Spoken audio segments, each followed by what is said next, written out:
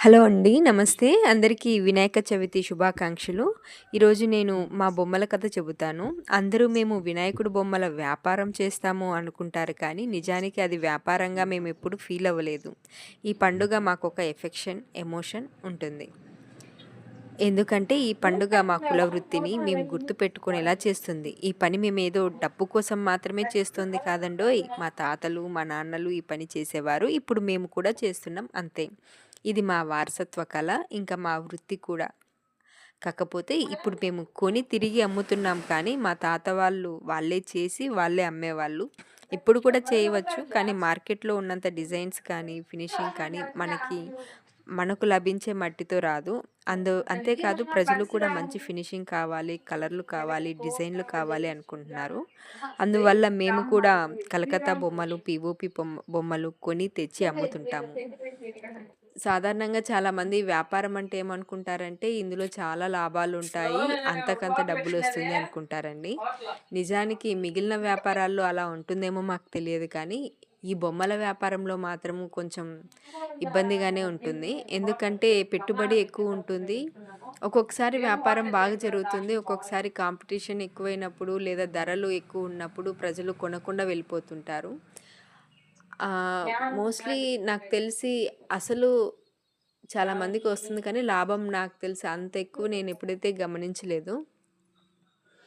కాకపోతే మనకి ఈ బొమ్మల వ్యాపారంలో పెట్టుబడి ఎక్కువగా ఉంటుంది. అలాగే కొంతమందికి అసలే వస్తుంది. మరికొంతమందికి లాభం కూడా బాగా రావచ్చు. కానీ అందరికీ లాభం వస్తుందని చెప్పలేము.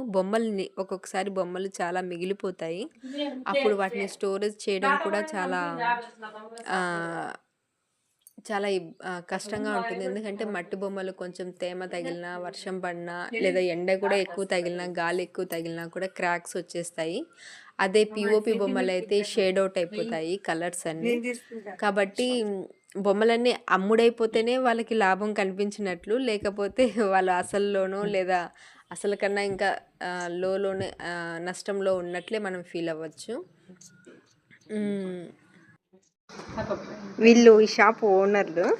మామ చెప్పు మామ, ఇది ఎప్పుడు స్టార్ట్ చేసినావు నువ్వు? స్టార్ట్ చేసిన బొమ్మలు అమ్మడమా? 10 ఏళ్ళ నుంచి చేస్తాను. స్టార్టింగ్ ఎట్లా? మామూలుగా మేమందరము చిన్న బొమ్మల వ్యాపారమే చేస్తాము. కానీ ఫస్ట్ టైం మా మామ వాళ్ళు పెద్ద అది ఎలా జరుగుతుందో ఏమో అనుకున్నాం కానీ బాగా దాంతో ఎవ్రీ ఇయర్ స్టాప్ చేయకుండా మా మామ ఈ పెద్ద బొమ్మల వ్యాపారం కూడా స్టార్ట్ చేశారు. స్టార్టింగ్ లో మా మామ ఒక్కరే ఉండేవాళ్ళు. కానీ ఇప్పుడు మళ్ళీ సంవత్సరానికి ఎన్ని బొమ్మలు అమ్ముతారు? వాళ్ళే నష్టం ఏమన్నా వచ్చిందా మీకు? వాళ్ళే తయారు చేసి కాంపిటీషన్ పెరిగింది కానీ, లేకపోతే మా ఊర్లో మాత్రం మా మామే ఈ పెద్ద బొమ్మల వ్యాపారం మాత్రం చేసేవాళ్ళు. ఎక్కడి నుంచి తెస్తారు బొమ్మలు? మా మామ దగ్గర చూపిద్దామని ఈ వీడియో రికార్డ్ చేస్తున్నాను. అంగళ్ళు అటు సైడ్ దారా?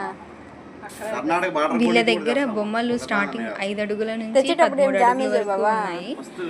ఇంకా ఎక్కువ మనకి 13 feet కన్నా ఎక్కువ హైట్ కావాలి అంటే మనం ముందుగా ఇన్ఫార్మ్ చేసి అడ్వాన్స్ ఇస్తే వాళ్ళు రెడీ చేస్తారు. ప్రస్తుతానికి అయితే వీళ్ళ దగ్గర 5 అడుగుల నుంచి మాత్రమే 13 అడుగుల వరకు అవైలబుల్. మీరు అవి కూడా వాళ్ళకి ట్రాక్టర్కి ఎక్కించాలంటే ఎట్లా చేస్తారు? ఆ రోజు వాళ్ళు జనాలు వస్తారు, మేము మనుషులు ఉంటాం కాబట్టి ఎత్తి పెడతాం. ఏమేసి అతికిస్తారు మేడం? ఫెవికల్.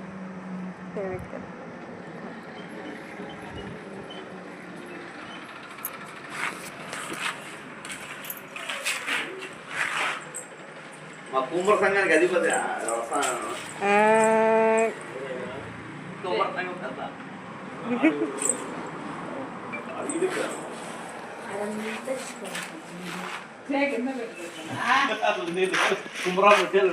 ఎన్ని అడుగుల నుంచి ఎన్ని అడుగులు ఉన్నాయమ్మా? 1 అడుగు నుంచి లాస్ట్ 13 అడుగు వరకు కూడా మన దగ్గర ఇప్పుడు. ఓకే, అంతకన్నా ఎక్కువ కావాలంటే ఆర్డర్స్ చేస్తారా? చేస్తాం. ఓకే, ఎంత పోతున్నాయో బొమ్మల రేట్ ఈసారి? ఎంత పోతాయి అంటే మినిమం ఇప్పుడు ఒక అడుగు బొమ్మను బట్టి రేట్ ఉన్నాయి. ఫ్యాన్సీ ఐటమ్స్ చాలా ఉన్నాయి. ఫ్యాన్సీ ఐటమ్ ముందు ఒక అడుగు ఇంత ముందు చూడండి ముందు కాలంలో అడుగు 1000 రూపాయల మీద ఇప్పుడు మనకు 1500 పెరిగింది, ఇప్పుడు 2000 అయిపోయింది. ఇప్పుడు అడుగు లెక్కన కాకుండా ఫ్యాన్సీ ఐటమ్ బొమ్మ ఎంత రేటు, బొమ్మ రేటు ఎంత? అడ్రస్ చెప్పు మామా. మేము ఉండేది కలకడ, చిత్తూరు, అన్నమయ్య జిల్లా కలకడ. యాక్చువల్గా ఈ విగ్రహానికి చాలా ఇంపార్టెన్స్ ఉంది. వీళ్ళు ఫస్ట్ ఈ షాప్ని అంటే పెద్ద బొమ్మలు అమ్మేది స్టార్ట్ చేసినప్పుడు ఈ విగ్రహాన్ని కొడతారంట హోల్సేల్గా. ఈ విగ్రహాన్ని ఫస్ట్ డిస్ప్లేలో చేశారు. ఆ సంవత్సరం చాలా బాగా జరిగింది, అన్ని బొమ్మలు అమ్ముడుపోయి లాభం వచ్చిందని ఈ బొమ్మ సెంటిమెంట్గా వీళ్ళే పెట్టేసుకున్నారు.